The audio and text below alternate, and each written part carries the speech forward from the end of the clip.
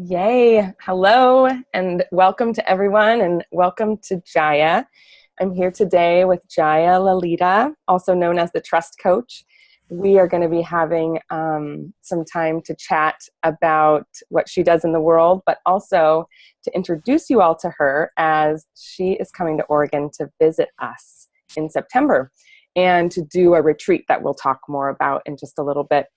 I just want to introduce her first in saying that Jaya was my own personal coach many years ago, and we did a lot of work on trust and on trusting the universe and trusting what is happening in life to be actually for our highest good.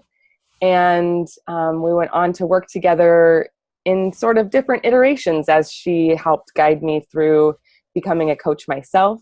And now I just feel honored to know her as a friend and a colleague and someone who continuously inspires me to stay connected and grounded. So she's the author of Scooch, Edging into a Friendly Universe, and also leads retreats and writes and coaches people through staying connected in these ways that we're going to talk about.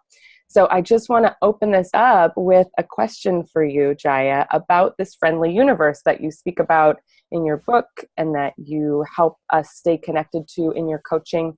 Can you tell me about what that friendly universe is and how you came to know it that way? Yes, I can do that. Let me just tell you that my point of departure was being a pretty depressive, cynical human being. And, like in my 20s, I got really into the existentialists, who posit a super random universe. And this all came as sort of a pendulum swing away from what I was raised with, which was a fundamentalist Christian viewpoint that I have completely moved away from. So when I sort of felt like life had screwed over when I realized, oh my God, what they taught me wasn't truth, but it was taught me as truth with a capital T. And after that, it was terrifying for me to believe in anything. And it took me a long time. And I did a lot of back and forth. Like I would dance into, oh, let me play with this a while. And then when it didn't work, or when it's not that it wasn't working, it's that I would land my shit again. And I would decide that, okay, I just got screwed over again trying to believe in something. Fuck this. So can I use the F word? Yeah. Because I will. Yeah.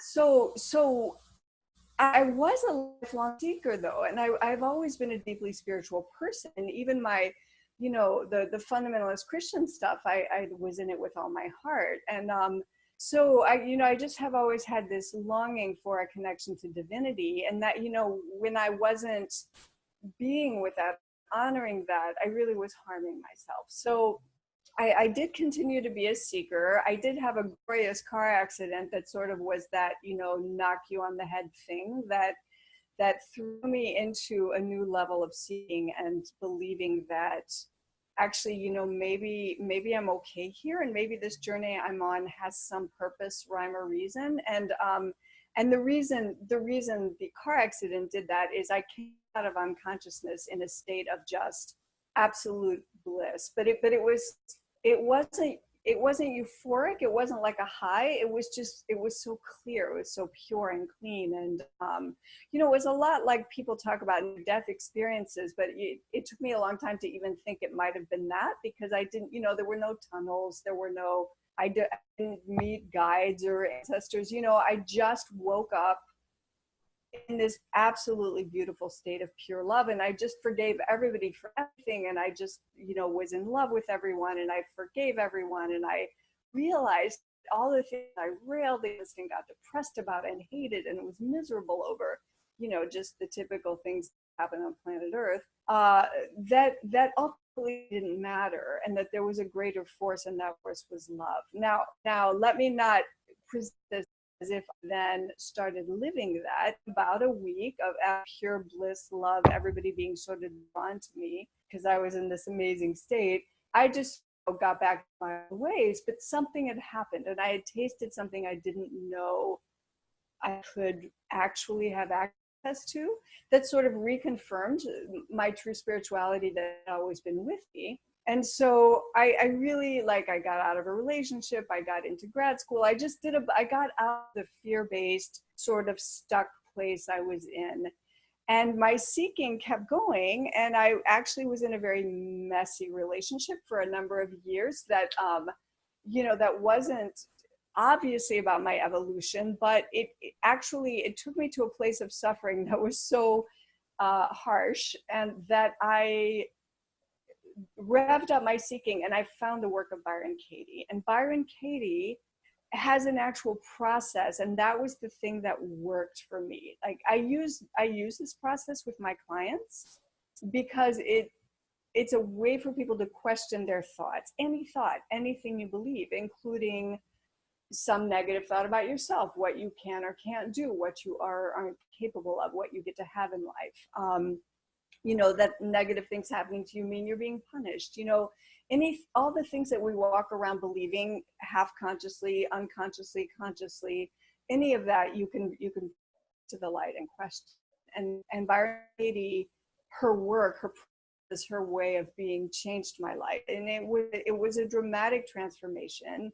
It was a transformation that stuck, which isn't to say that I carried on in a blissful state with no problems, but that I was able over the years to continually bring whatever came up to this process, so that I can now honestly say that for years I've been living in a state that's more than not joyful and peaceful and connected. And that anytime I'm off that, I treat it as a problem, or I treat it as something that's off, as opposed to the way I just expect life to be. And then I can notice, well, what I'm believing, and I question my thoughts. And I can also just be with my feelings, which I also do with people, help them just find and tune into the pain body, and be with it in a way that doesn't try to shove it down, move it along, that doesn't judge it. We so often judge what we're going through.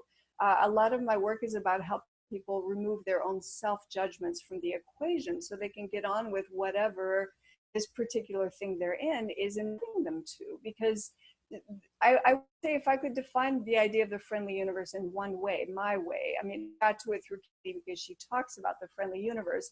But I would say that the friendly universe is an idea of trusting that whatever's happening is fine, that I'm okay no matter what's happening. I'm okay no matter what anyone thinks of me, no matter what comes down between me and another person, whether things are working or not, or, so what I might perceive as a setback or a disappointment or something not happening is in fact the exact obstacle I need to build the muscles where I'm weak, that I'm going to need to get to where I'm going, or that I'll need once I land there. For example, everything that was tricky on my way to having a solid coaching practice was exactly what I needed to learn how to keep believing in what I'm doing, whether there's feedback coming at me or not, or know that I'm okay whether there's money coming in or not, or learn to promote what I'm doing without fear of the egotistical, oh no, I'm calling too much attention to myself thing.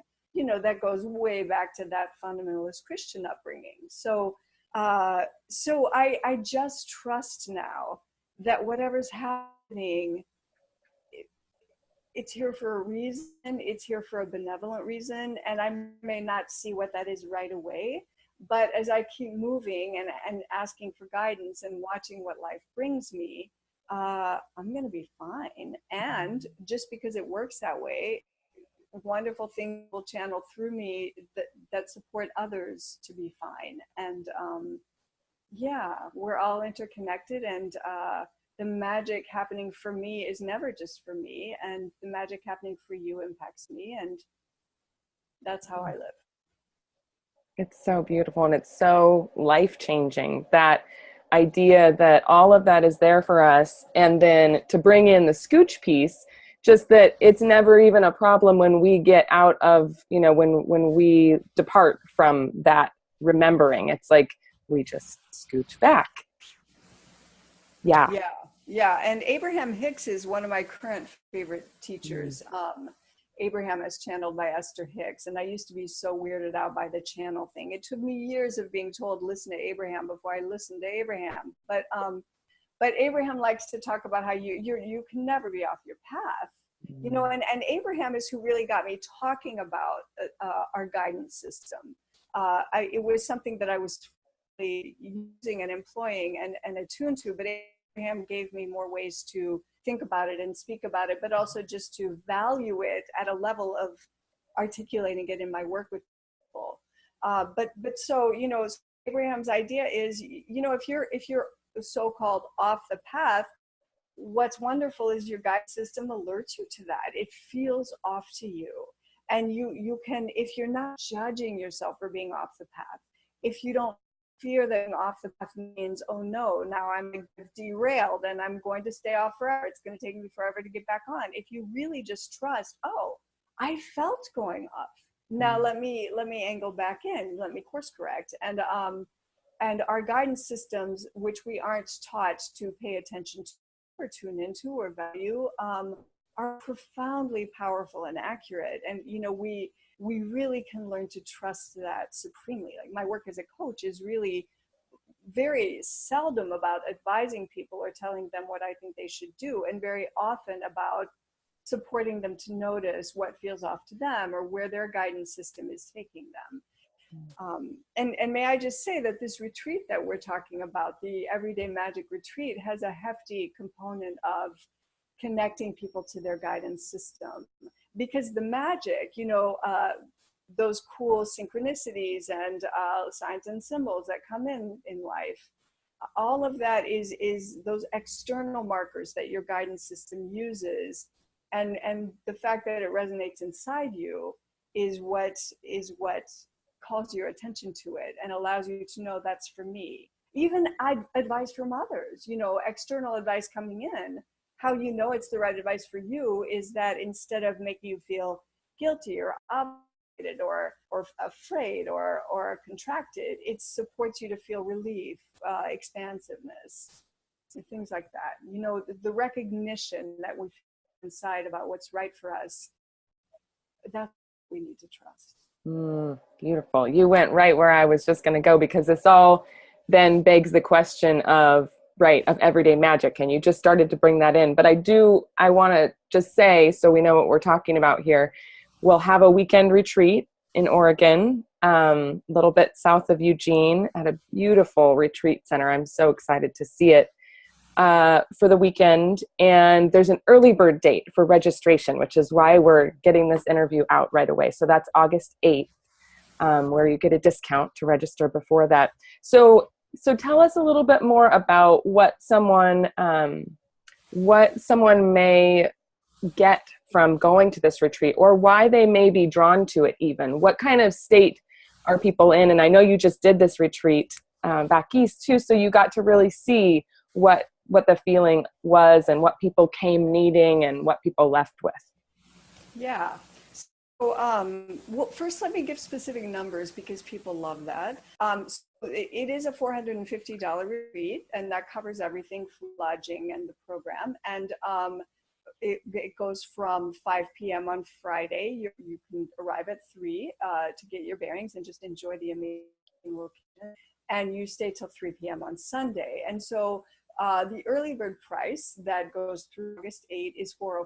So it is a $45 savings. That's a lovely, you know, to take off. So the people who came to let me speak even more broadly. People who come to my retreats tend to be, well, first of all, I always do them for women, and you know, defining women in a very inclusive way that I and with joy and thrill invite trans women to, and just anyone who identifies that way.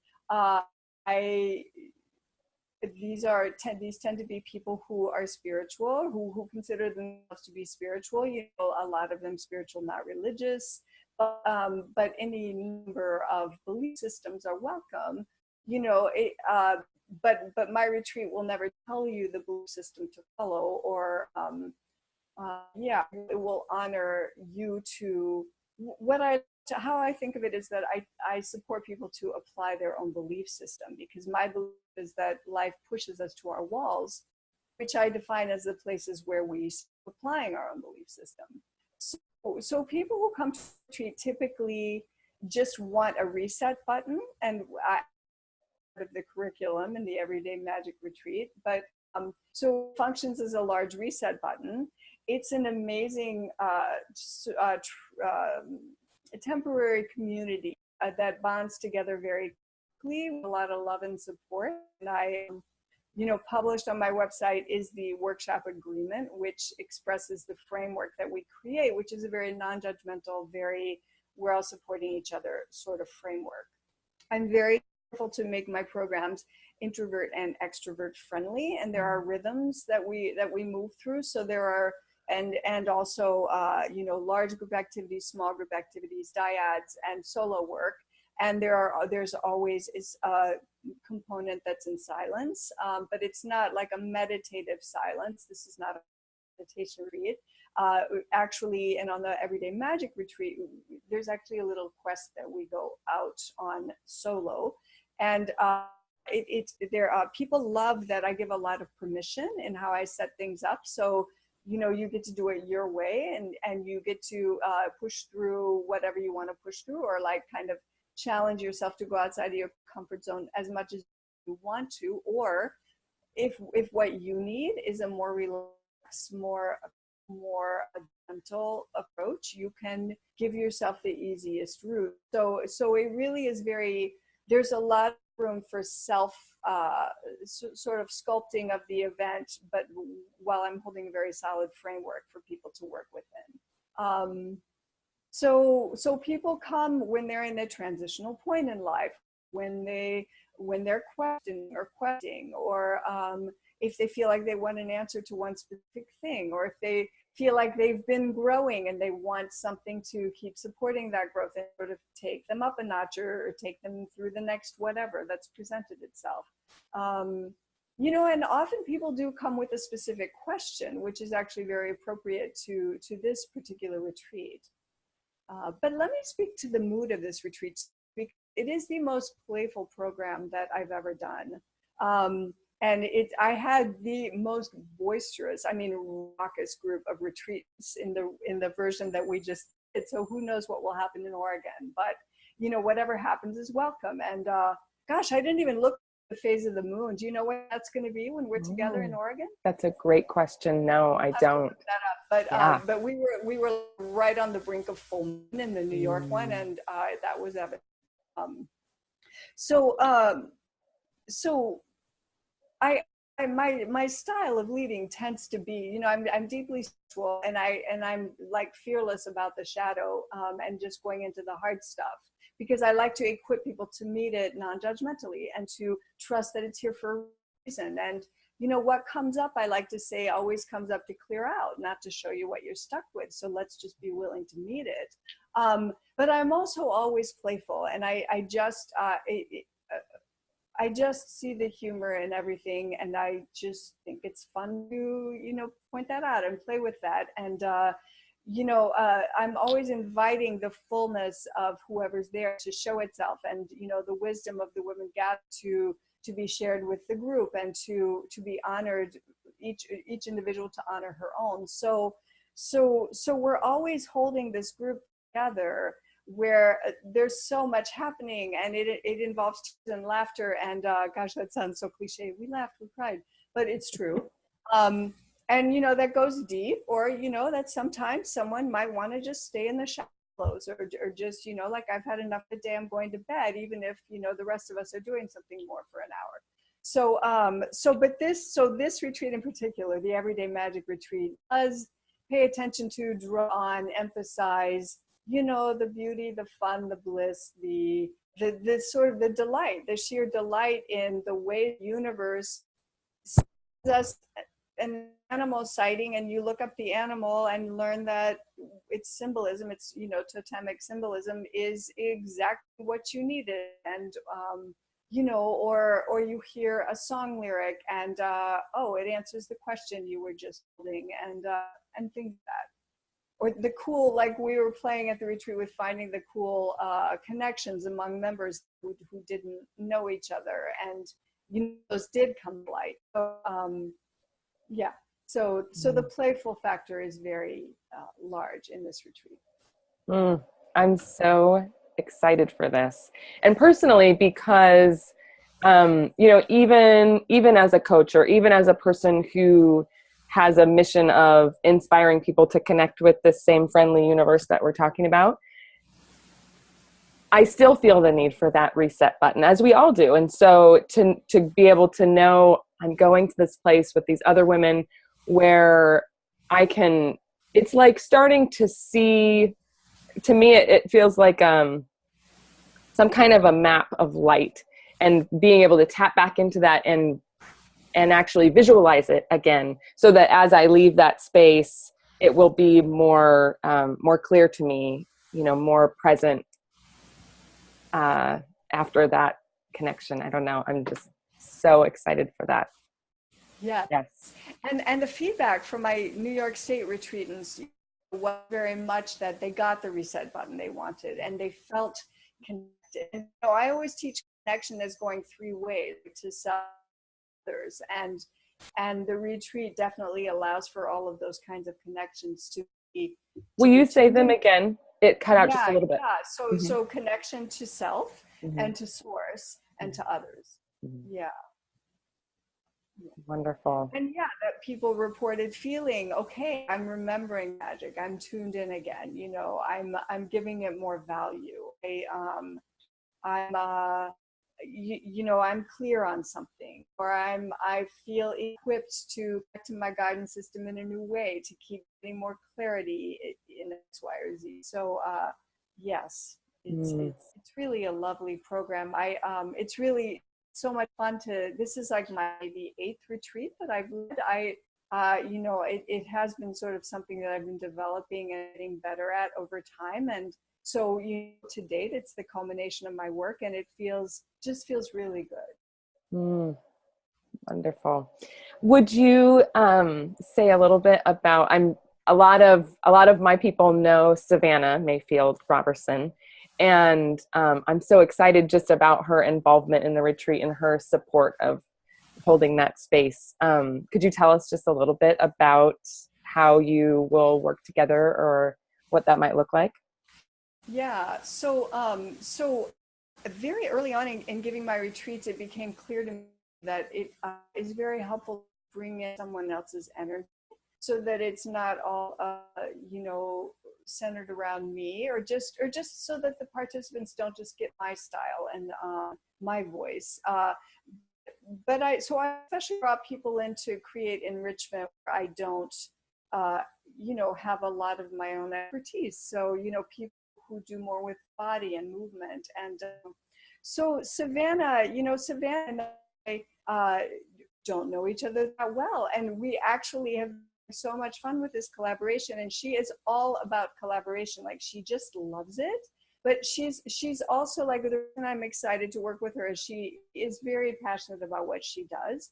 She's a very clear human being who's very good at shining the way for others to feel more clear. And so while the bulk of the retreat is me, and Savannah will be participating as a participant, she'll also come in significant points at the retreat where I get to just back off, and while she leads people through stuff that is more aligned with what she does, or actually she does a lot. So she's pulling from a particular category of stuff that she does that has to do with supporting people's very clear expression, and sort of playing with how to enact different voices and different ways that people get in their heads about stuff, and externalizing that and bringing it into a dialogue with one another, so that we can cross out of where we're stuck internally and in something more clear externally. So I'm actually super excited about what she's going to do with us. Yes, me too. It just seems like, knowing both of you, it just seems like this beautiful, perfect collaboration, kind of a marrying of two energies. And I just feel I'm so excited to be there. Yes. Well, as we close, is there anything else that you want to include before we say goodbye for today? Uh, my self-assessment is often that I talk too much. So I don't know that anything feels like an open loop or something Mhm. that needs to be said. I mean, there's always more to say on these topics, and I can Yeah. always find it. So no, I think I'd like to just stop now. Good. Yes, it feels like a good place to me too. Thank you so much for doing this. Thank you, And Breana. I will include a link here for whoever's watching and wants to know more. We'll have the Everyday Magic Retreat link and some ways to connect with you too, so that they can get connected with you. That's great. Wonderful. Thank Okay. you so Thank much. you. Yes. Bye bye.